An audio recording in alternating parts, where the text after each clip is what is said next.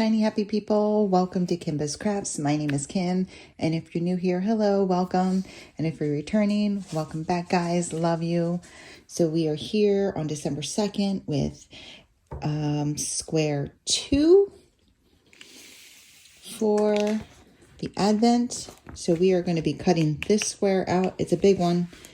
We're going to have to do all of this here. So I'm going to go ahead and get ready to cut that out. Okay, guys, so here is door number 2. And this is the big part we're going to be diamond painting today. And inside door number 2, we have our Christmas fact. Let me move this over. So it says, the largest gingerbread house was as large as a real house. In November 2013, Traditions Club in Bryan, Texas, constructed a gingerbread house 160 foot long, 42 foot wide, and 10.1 feet tall.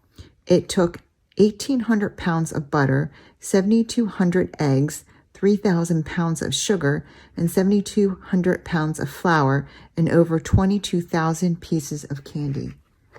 That's crazy. I wonder how long it stood for. That is so crazy. Could you imagine walking through that house? Oh my goodness. 160 feet long, 42 feet wide, 10.1 feet tall. Wow. That's a monster of a house for sure. Okay, guys, I'm going to set us up. Hold on. Okay, guys, I'm all set up here. This is like the size of a small diamond painting, really. I mean, it's huge. So I'm going to break it up into 3 sections, and I'm going to tell you a memories. Okay, don't do that because people will click the unsubscribe button, Kimba. No, seriously. So, let's see. I'm going to tell you guys about the best Christmas that I can remember. So I'm going to tell you guys the story about, but I'm going to tell you in parts. So I'm going to tell you the first part now. I don't remember how old I was. Hold on, let me figure out what color I'm going to use. We're going to do this color because it seems like there's a lot of it on here. So I don't remember how old I was. I have no idea. And I can't even remember if I believed in Santa Claus or not. Still, I want to say I did.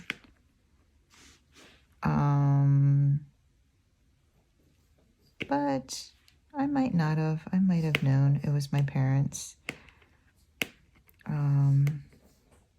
So what I'm going to say about this memory is, it's like, it was like the best Christmas morning that I can remember.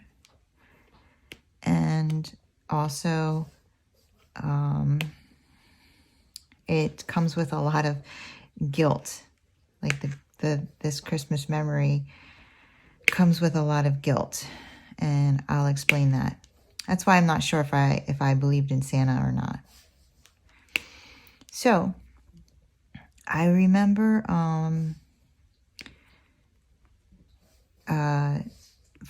for my Christmas list, my Christmas wish list, I took like a toy circular from like the Sunday paper or something, and I for some reason I feel like I cut them out. I cut out what I wanted. I cut out all these pictures of all these toys, and I gave them to my parents. Either that or I circled them. I probably circled them, but I don't know why I remember cutting them out. That doesn't make sense because then the names aren't with them and everything. But you know, you do a lot of weird things when you're a kid. That doesn't make sense.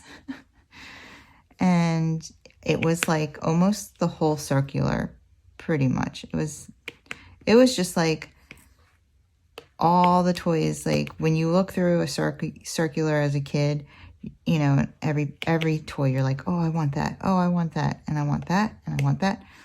And I just remember like cutting out or circling all of these toys, tons and tons of toys, and giving this list to my mom, or probably my mom, and saying that that's what I want from Santa.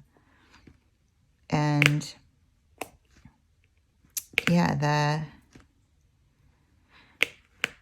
that is where I'm going to end telling you this story. And when I'm finished this section, I'll tell you a little bit more.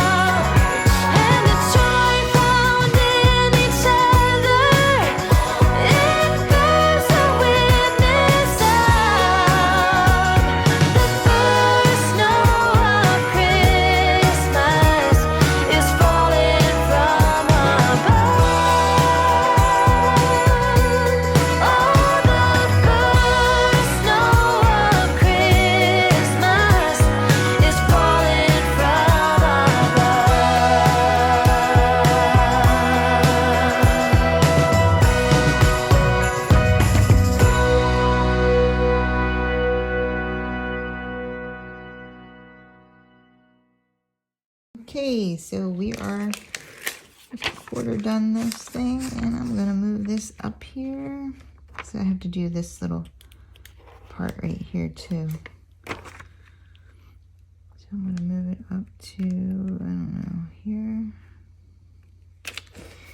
All right, back to my story. So I gave them this big list of toys from a toy circular, and when I woke up that morning, Christmas morning, they had every single toy there. Now, my parents did not wrap Santa gifts. I don't know if your parents wrapped Santa gifts. I never even heard of that. Oh, excuse me, until my kids were little.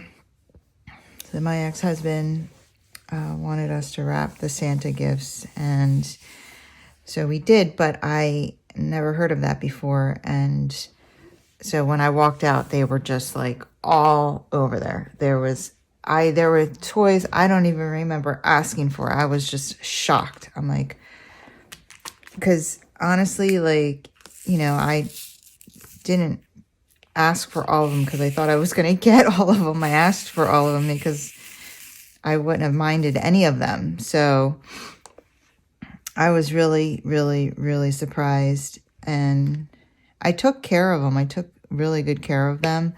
I remember part of it was like this big, like Crayola crayon,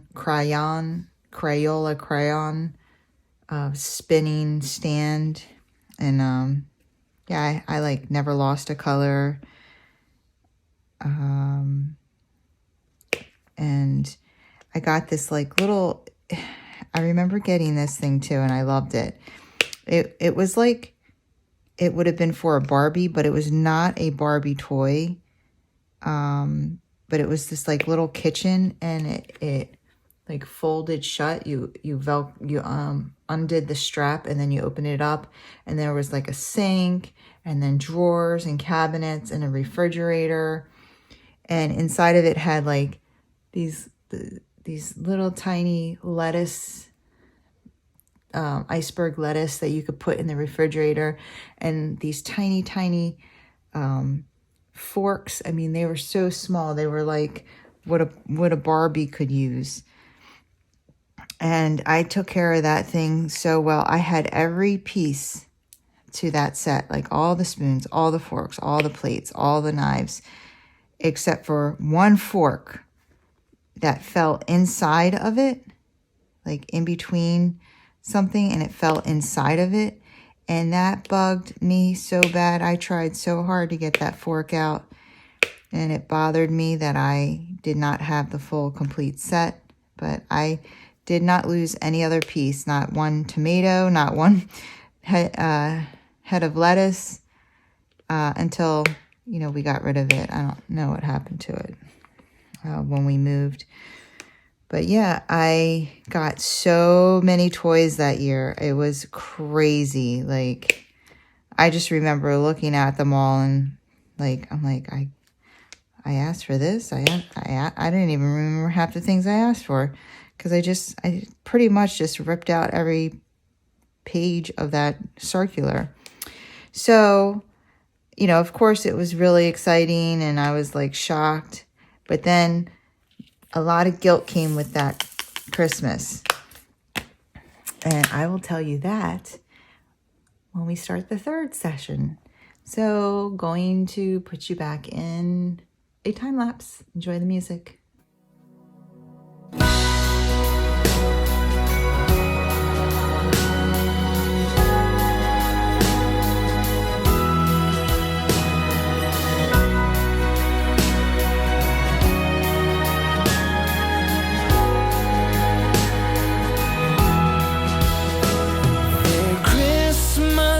Decorated in town, among all the tinsel and lights, I'm strolling around, just wondering where you have gone to. Are you just around the corner or in Kathmandu? And whether somebody new, still I wish you the merriest Christmas. I hope it will be all that you dream.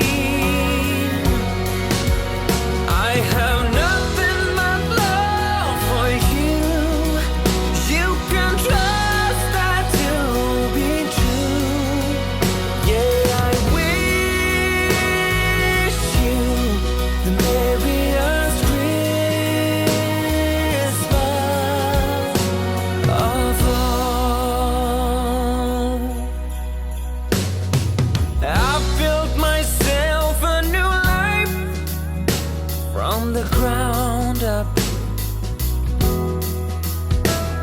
A beautiful wife, 2 kids, and a dog pup. Still sometimes I wonder if you're near or off yonder, though I couldn't tell you why. But wherever you are, near or far, outside my door or in some airport bar, I still wish you the merriest Christmas. I hope it will be all that you dream. I have nothing but love for you. You can trust that to be true. Yeah, I wish you the merriest Christmas of all.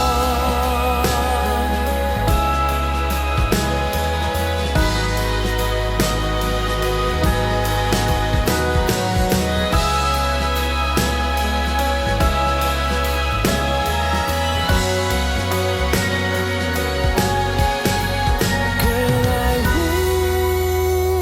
wish you the merriest Christmas. I hope it will be all that you dream. I have nothing but love for you. You can trust that to be true. Yeah, I wish you the merriest Christmas, the merriest Christmas of all.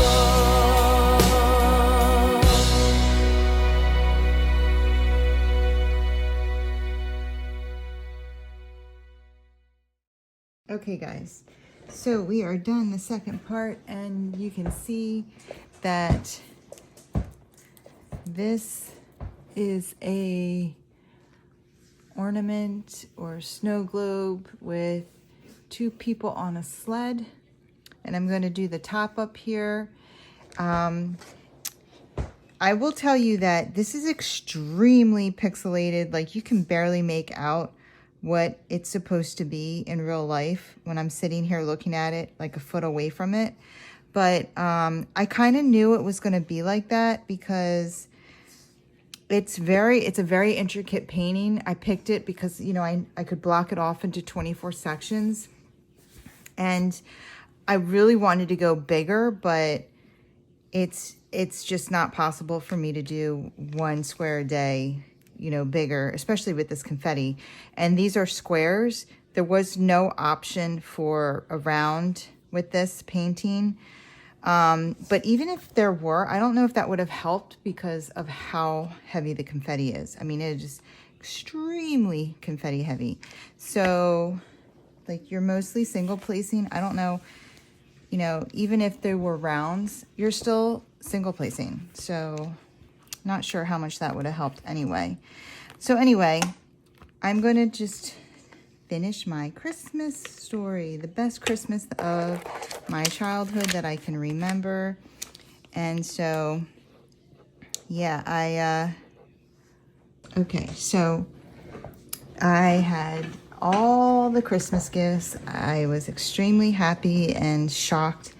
And so the guilt. So my guilt was at that time because my brother had 1 gift. It was a huge gift, but like as a child, you don't really understand that. And I mean, I don't remember him being upset. He was extremely happy and excited about his gift. Do you guys remember ColecoVision? If I can find a picture of it, I'll put it in here. But yeah, he got a ColecoVision. He asked for it. And I don't know how expensive they were back then. I'm sure they were very expensive. And I'm sure that's why I ended up getting as many toys as I did, because I guess they figured if they're going to buy him that and spend X amount of dollars on that, you know, whether it was $300 back then was probably like $1,000 to us now. They went ahead and bought me equivalent the amount, but like, again, you don't understand that as a child. And even if he understood that, I'm sure I mean, I would guess as a kid, you know, you feel kind of like, oh, okay, I got this one gift and like I'm opening, or I have like toy after toy after toy. So yeah, I felt pretty guilty about that. I was like, I felt really bad. But I mean, he loved the ColecoVision. He asked for it.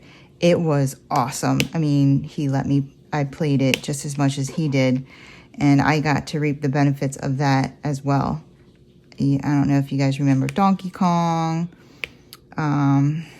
It's the only one I can remember, but I know we played a ton of games on that, and it was so much fun. And we had it for years until one of the dogs chewed through the wires, and it was no longer being sold because I think like Atari or Nintendo took over, and so we could not find wires to replace the wires that they chewed through, so we couldn't play it anymore. And we absolutely loved it. We played it for years. So that's where the guilt came from. I think later on, my guilt came from my parents, you know, never really had a whole lot of money. We weren't, you know, underfed or anything by any means, but they always talked about money. Like, I stressed about money as a child, not really understanding why. I was just like always worried about money. And when I looked back on that, I felt guilt for giving or asking for all those toys and, you know, them buying them all for me, understanding at that point that there was no Santa Claus. So even though it's like an awesome memory, it's like riddled with all this guilt. I shouldn't have it anymore, but I still do. I don't know why. It's just associated with that memory. I don't know how to like disassociate that when I felt that way, you know, growing up for so long. But yeah, it was pretty awesome. You know, my parents not only keeping my list, but like following it. It was really cool. And yeah, I still think about that day to this day. So that is my best Christmas of my life story that I can remember as a child. And yeah, I hope you guys enjoyed it. Now I'm going to finish up this square. This section here seems less confetti heavy, so maybe I can get it done a little quicker. All right, guys, see you at the end.